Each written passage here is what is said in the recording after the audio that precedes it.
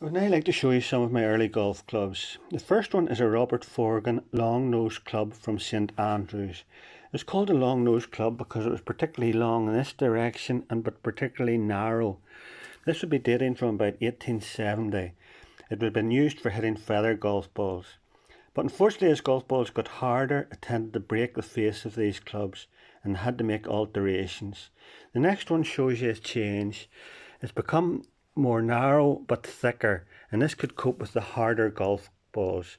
You can see in this particular club there's a long spliced joint.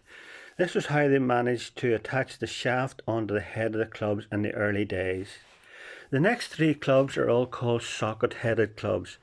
This is where the club head, the shaft is directly put onto the club head. These particular clubs would have been used around 1900 up to 1930. The first one is a driver.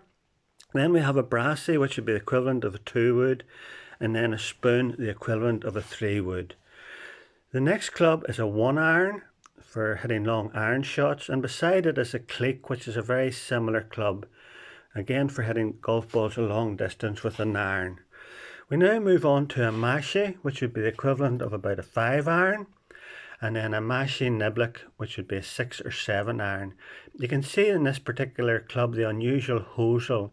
It was actually an anti-shank club to stop you from shanking a golf ball. The next club is a niblick, equivalent of about a 7 or 8-iron. And then the next two clubs are a sammy and a jigger. Both these clubs would have been used for pitching around the green.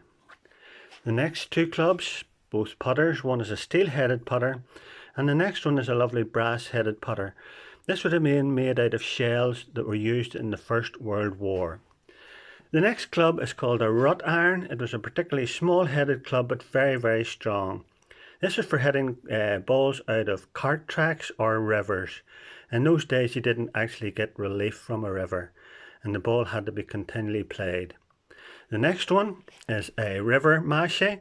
You can see the hole in the face of it to make it easier for the club to go through the water.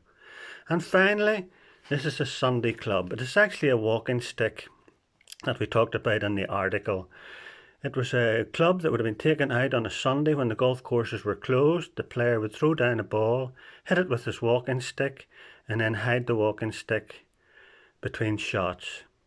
I hope you enjoyed that travel through my golf clubs. Thank you.